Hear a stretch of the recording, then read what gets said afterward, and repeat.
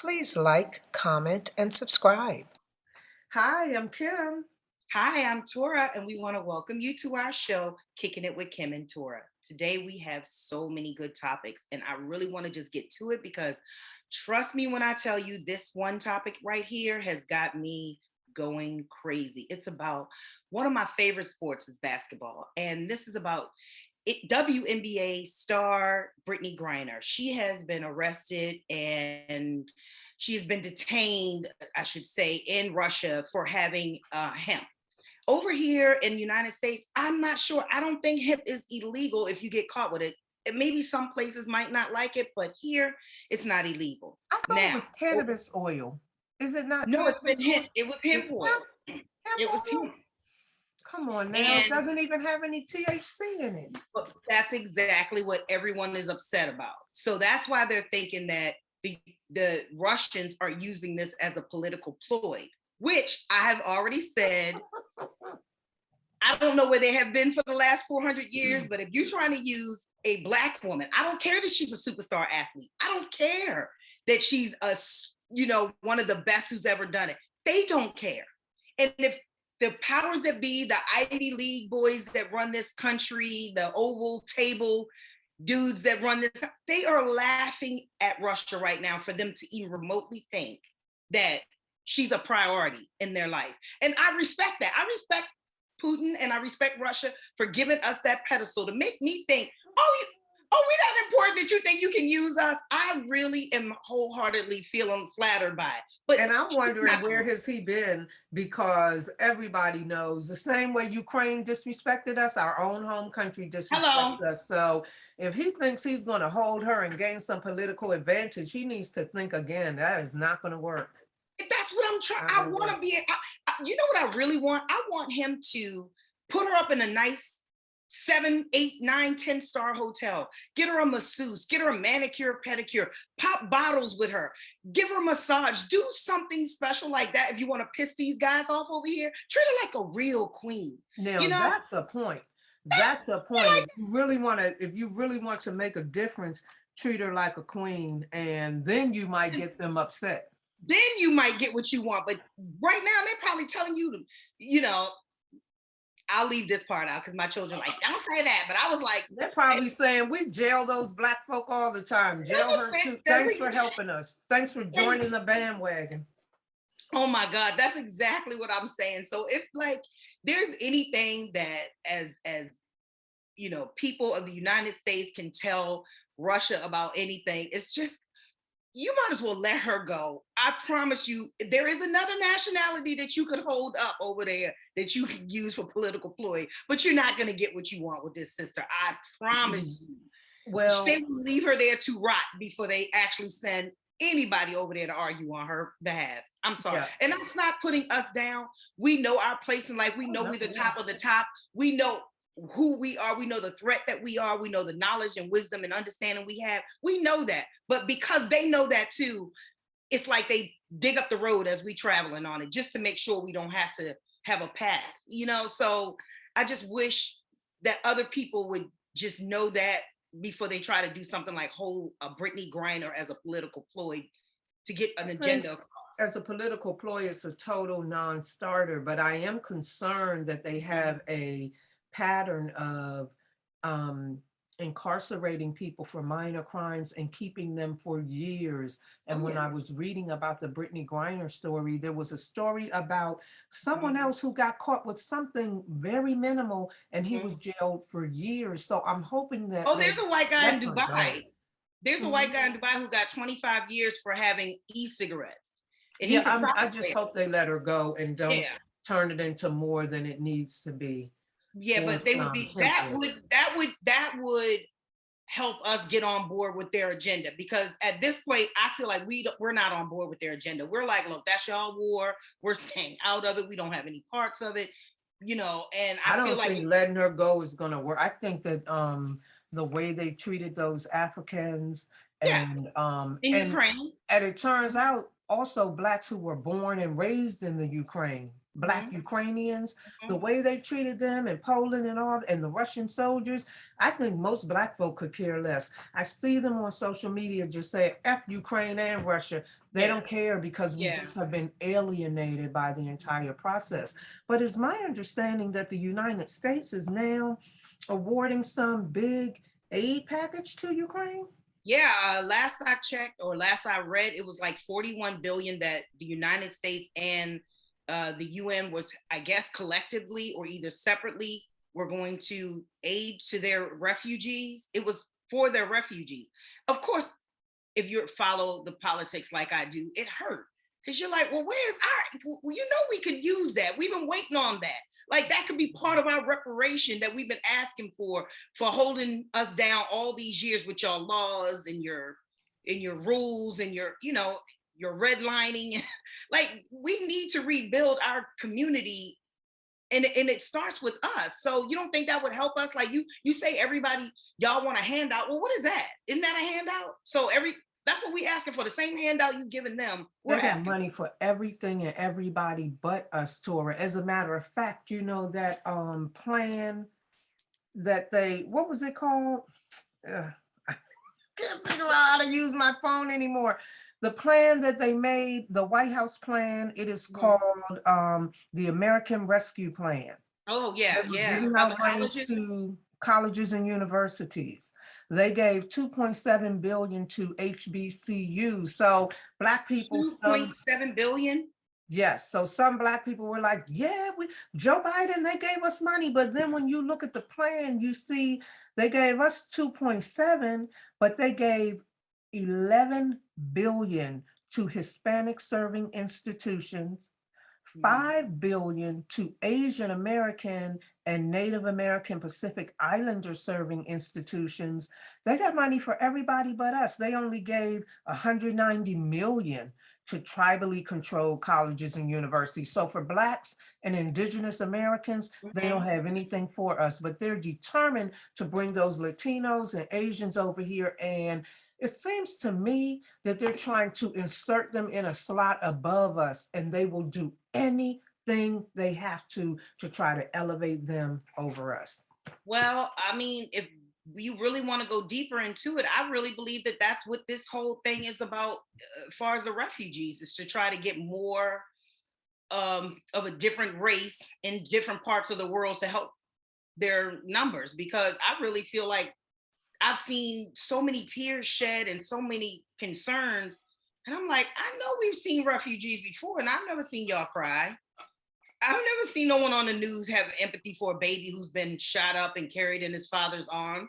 I've never seen y'all look like y'all about to have a nervous breakdown. Where is this coming That's from? straight racism. I mean, like with the Afghanistan refugees, they brought them over here by the plane load, and they gave them money to resettle and stuff. And I think that's a part of what we're talking about. But what you're talking about right now, I think that's just straight out racism. They're on the news saying these are Europeans. These Yeah, are not some middle, yeah, excuse me, some people from the Middle East. That's yeah. racism. That's just Blatant. institutionalized global racism, and now it's pouring out on the TV. Yeah. And I don't Blatant, know that they blatant, realize it, blatant, and I blatant. don't know that they care, but we can see it. We can see Yeah. it. It was just blatant, and I don't think they hide it anymore. I think they want you to know how they feel. So that's why I feel like we can be able to speak freely about how, not even how we feel, but how they're making us feel. Because I know how I want to feel about life and people, and that's not how I want to feel. You know, we have other problems and we have other things like we can address on an everyday basis. The last thing I want to worry about is your population dwindling away and you trying to figure out a way to survive it. I'm not worrying about their population. Let it dwindle away. I don't care how many anti-abortion laws Texas passes. You're not going to be the majority. It's not going to happen. And no fake whites are going to change that. But I think that the racism issue has two prongs to it. On the one hand, we have to be concerned about the level of racism globally. On the other hand, there is an ongoing war against humanity that we would like to be able to join together with other people to fight. But as long as they're trying to keep us at the bottom of the heap, I can't really join with you while you're more concerned about blonde hair, blue eyed Europeans than you are about Middle Easterners and Africans who are getting bombed out of their country and having to leave. How do I join with you when you don't value me? So it sort of almost tries to force us to have to be concerned with race all the time. And as blackety black as I am, I'm not going to do that either. I'm not giving anybody control over my mind, you know? And I agree with that. And my thing is this, I think David Chappelle had a comedy act when he said how he feels about Caucasian people with the drugs and their prescription drug overuse. So he was like, he feels the same way how they felt about the crack epidemic. It just, he doesn't care. It's like you're a drug addict. Get your life. Right. Get yourself to just say no. All that. Yeah, exactly. And so that's why I feel they don't understand when they show disheartening the way they're showing it towards Black people around the world. You don't understand what you're doing. You're not making your life better. You're making it worse because we are showing that same thing back to you. We can't even have sympathy or empathy for you because of how you treat us. And just to go in, like, I don't know where everyone's been, but there's a producer, Ryan Coogler. He was going into Bank of America, which if anybody ever known Tora, you will know that I never give that place a rave review ever. I had my own experiences with them. Yeah, I quit I had lawyer trust accounts there. I was like, cancel them. I don't even care. I'm not coming back. Not a good company for me or anybody I love. So no, we do not value their service. So he goes into there, he hands the lady a note. I've read the note. Why? I read the note too, but why did he give her a note? Because he's a celebrity and he's taking cash out, $12,000 because in cash. of the amount. He doesn't want to count it. Say that.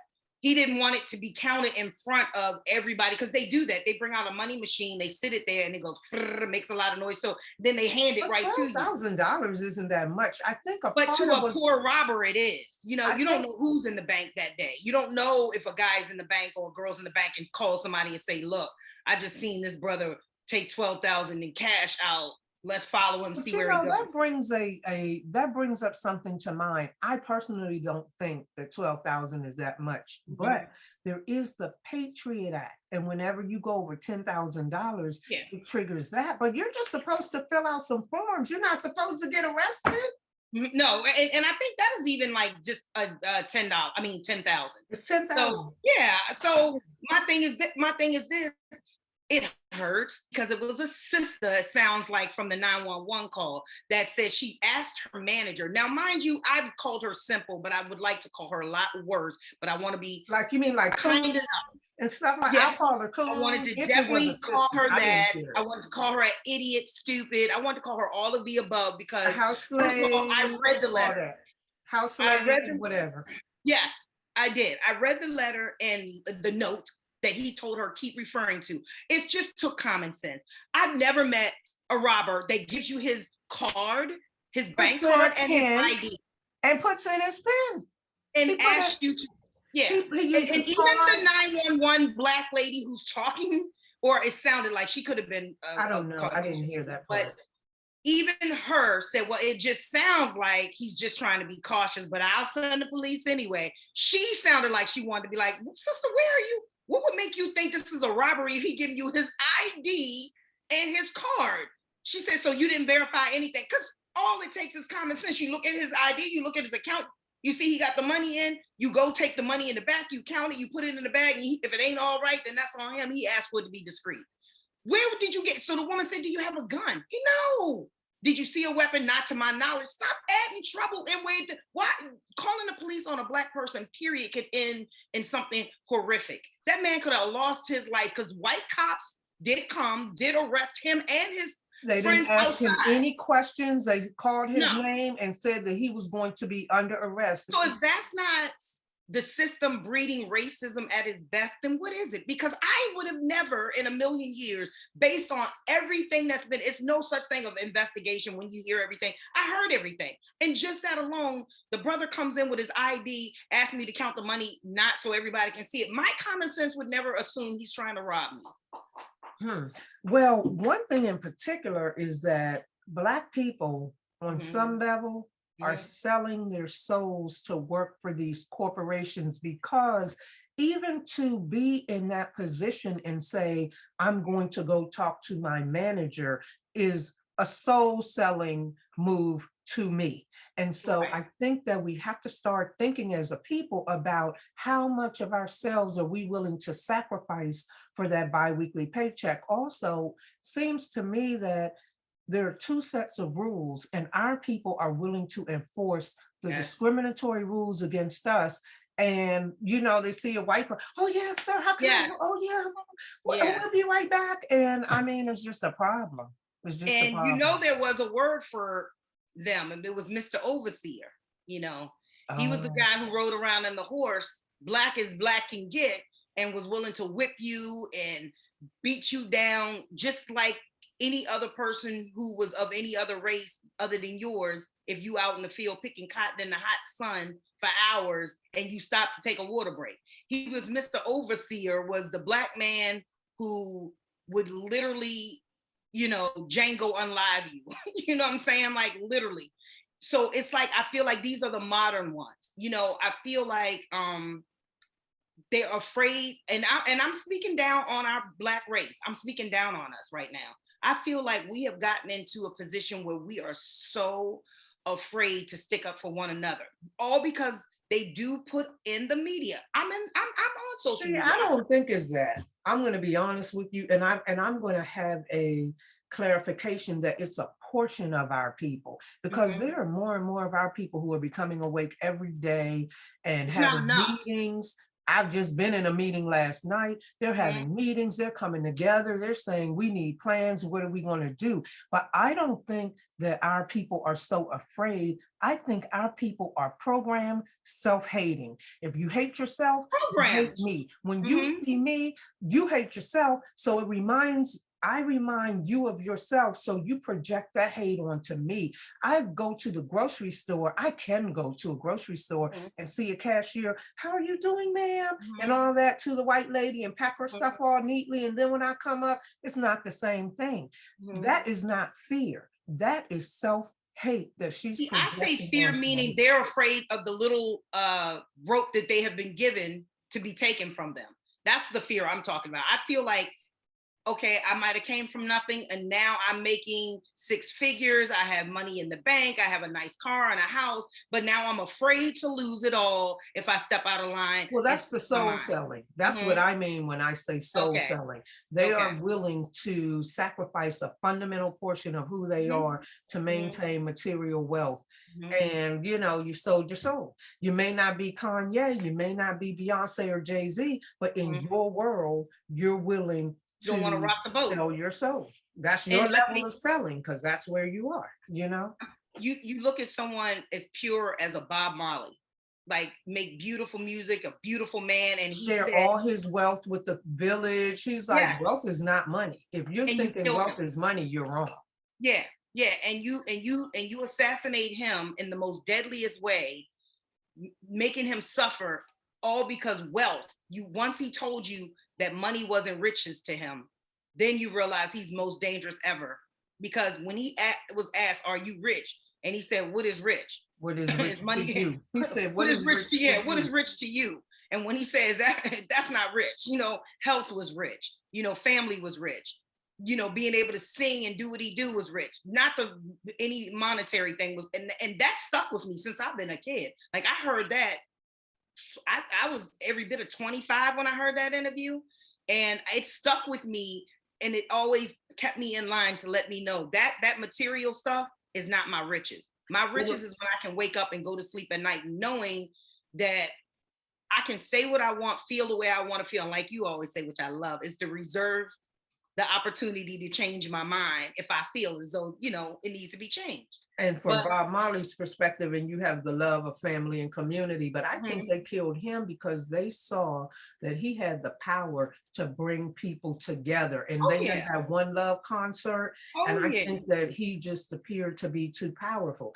But speaking of celebrities, celebrities are ruining our social media game, because they keep coming on there and in 5, 10 posts, 2 posts, they've got 1.5 million followers. Their kids are coming on and saying, you were raised by Erica, but I was raised by KC or Yep. whomever it is, Yep. and then they have a big platform. And what I'm noticing is big content creators are not getting the numbers they used to get. But No. celebrities are hopping on there, taking over everything. But if you look at it, the old content creators are moving into mainstream TV. So they're still getting the opportunity for them. And if they're and they're not our Black people who are the biggest content creators. It was never Black folks. So they're not getting the TV opportunity. But I am seeing a lot of like the Charlie Milios and all of her, followers and people that, were up there with her.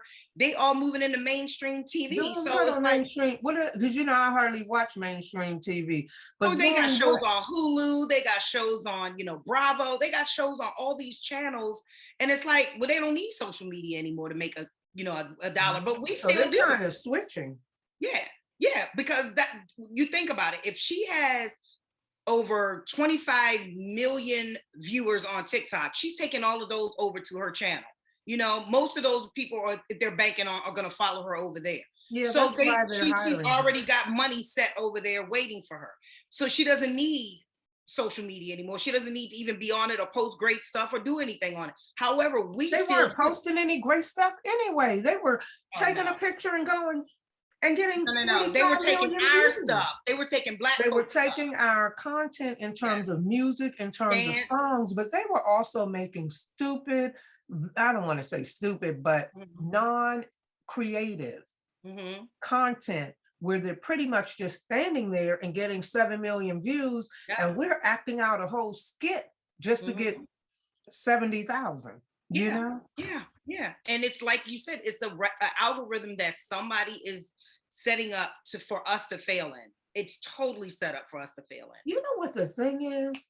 Everywhere, every way, it just seems that they're constantly trying to bring us down and hold us down. And that can only mean that we are so powerful if we would just remember who we are and wake up. Because if somebody has no power and they are not a threat, you do not waste your time having entire systems in place to hold them down. So that gives me courage. Even though it may be ticking me off in some regards, it gives me faith, because I am awakening, and I am around other people who are awakening, and it's happening more and more all the time. And it doesn't matter what they do, we are going to rise.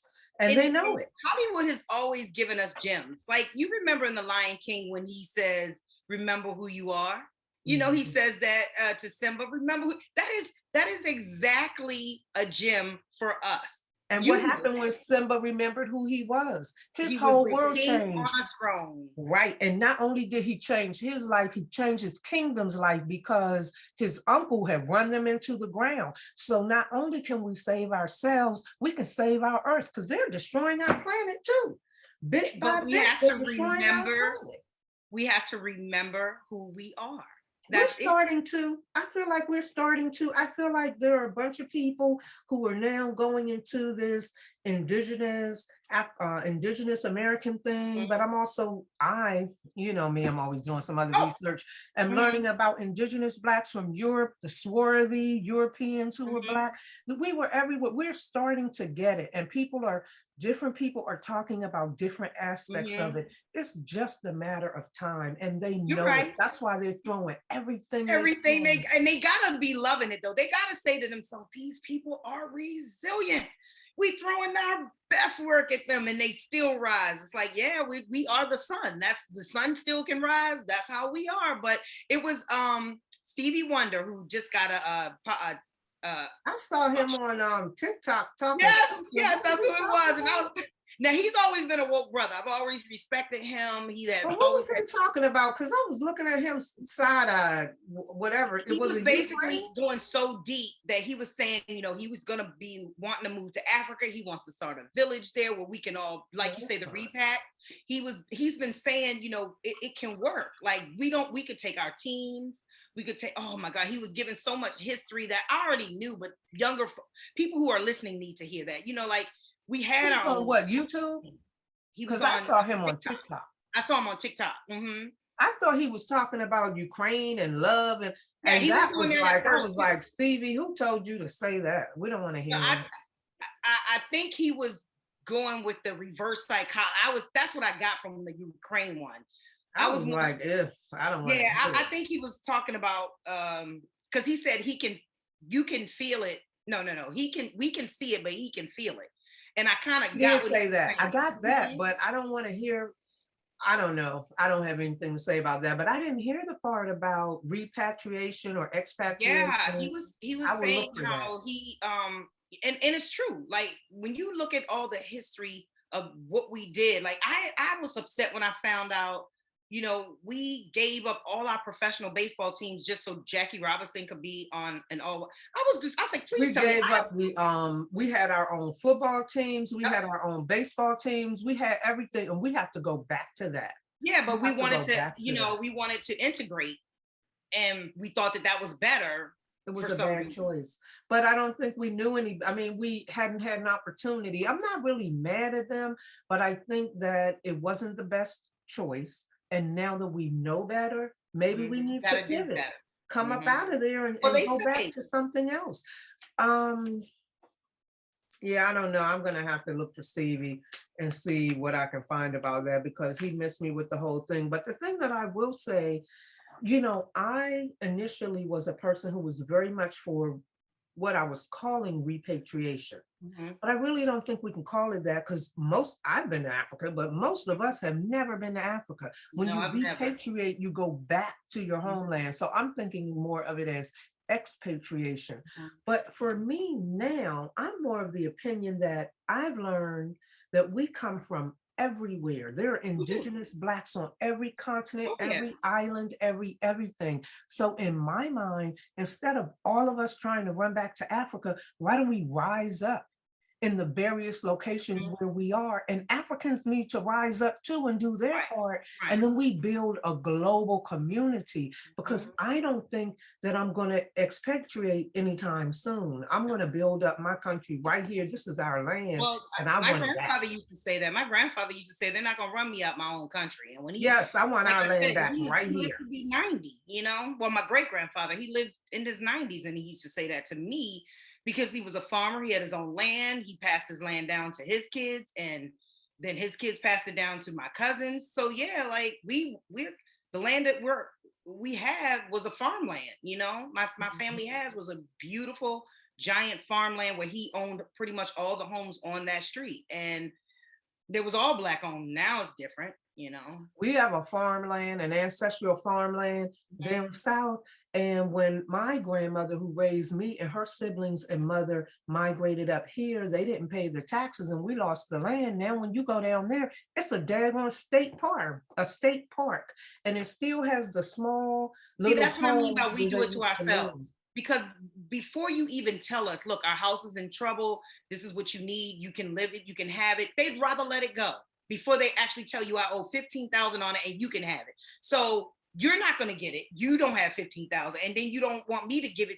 Then you want me to give you 15,000 so you can keep it. But then if I don't do it, then you just let it go to the state, and then the state. So we have to give. Now, I think that what you're talking about is relevant for this generation. That understands that it'd be better, like you're saying, to let brother or sister X buy it than to give it to the state. But for my grandmother, who was 2 generations before me, that worked her butt off to have I don't think she was ever a slave, but I think that she was very close to that generation where the people before her weren't allowed to read. It's a lack of knowledge. I'm not sure that they were even thinking about or had the ability to comprehend. No, I'm talking about the new generation that inherit that responsibility to keep that land up and to you know, make sure and ensure that grandma's hard work got. But my generations never got that chance. It got taken at my great grandmother's level, because she was still alive when my grandmother and them migrated up, and then when she came up too, they left it. And so the current generation never got that value of what they had. They didn't have it. They never got it, because the state took it when our ancestors left the oppressive South to come here and did not continue to make that payment there. So it never got to us to say, hey, this is valuable, let's keep it. It was gone before we realized what they had done. By the time we grew up, it had already been done. But I still sort of kind of might look into that, because who knows what kind of tactics they use. I might can find something they did improper and get it back. That would be nice. Oh, that, and I hear people a lot of people are doing that though. That got their land and stuff. Do you know the beach, Manhattan Beach in California? In California, and I which is crazy because I always say I'm a spiritual person. I only am a spiritual person. When I went, I never knew anything about Manhattan Beach, never heard of it. One of my friends when I was out there was like, "You don't want to go to Popular Beach, you want to go to Manhattan Beach," and it was far, but we went because my kids wanted to go, and we were meeting another person there. But when I went there, it was something immediately. As soon as I hit that boardwalk, I felt something. Couldn't put my finger on what it was. Those ancestral spirits. And I'm telling you, I could not put. And then when the thing blew up, when I got back home, it probably was a year and a half later, I heard Manhattan Beach used to be a Black-owned beach, and it was beautiful. And they started showing these pictures, and I said, "Tor, that's what it was. That's what it was."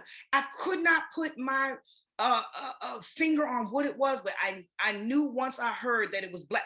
I was looking out over the water. I was looking at the sand. I was looking at all these gorgeous $1 million homes that are lined up on the beach. And I just kept saying to myself, is this feeling? I can't be. I've been to the ocean 1 million times. I'm from Maryland. Like, come on now.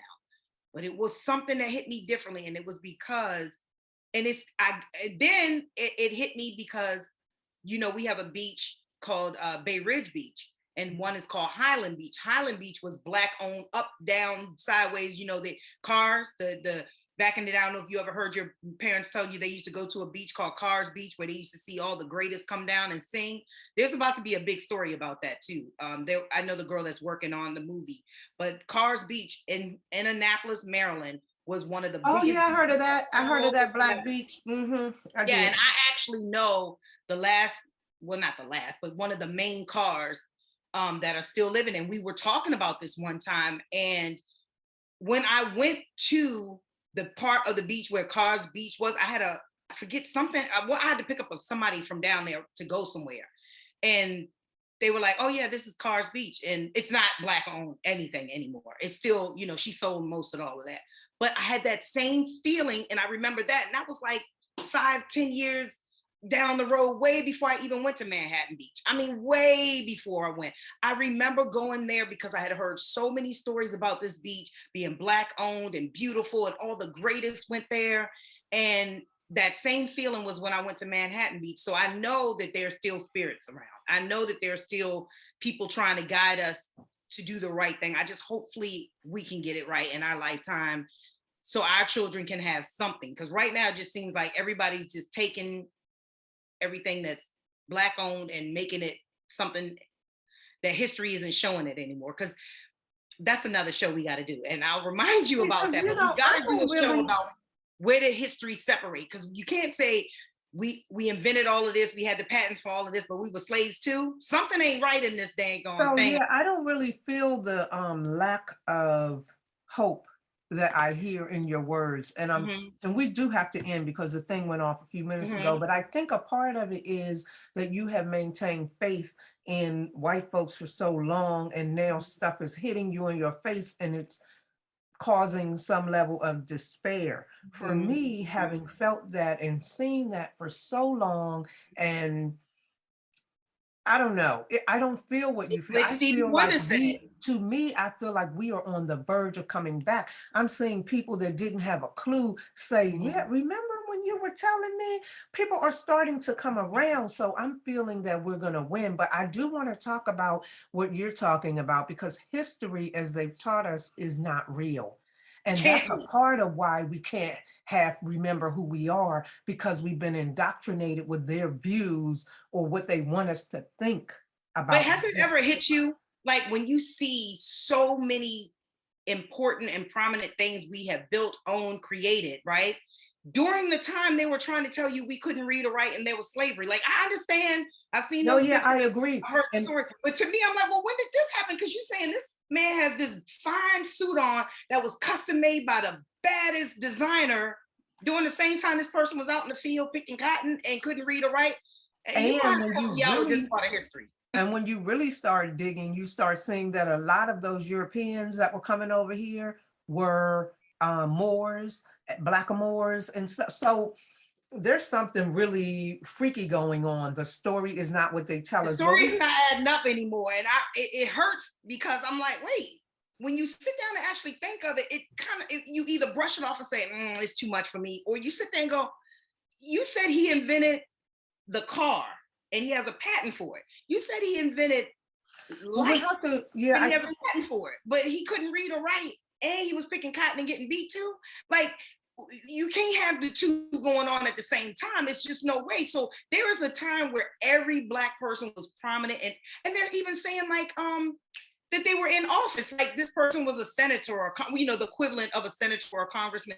I'm like, huh? So you respected him enough to be in government, but then he's in the field too, picking cotton. I guess we have to have it because we are way over time, but we definitely have to talk about that. We had a couple other topics that were really critical or interesting that we never even got to. So hopefully next week, I mean, there's just always so much going on. Our topics are always relevant. So even if we do bring it back to you Wednesday next week. Yeah, 1 week is not going to make it irrelevant anymore. Exactly. So as always, we thank you all for joining us and hope you find the conversation very interesting and that you comment and let us know what your thoughts are. And we always thank you for kicking it with Kim and Tora. And we want you to like, subscribe, and share, and always comment. We love your comments. Thank you. And please come back and join us next week. Thank you.